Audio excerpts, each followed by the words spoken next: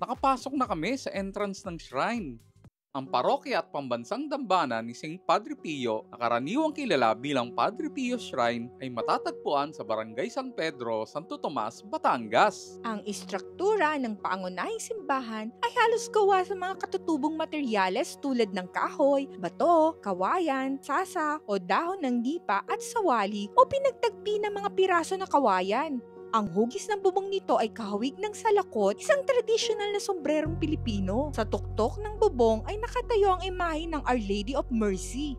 Bukas ang structure upang malayang makapasok at makalabas ang mga pilgrims. Ang mga katulad na disenyo bukod sa pangunahing simbahan ay makikita rin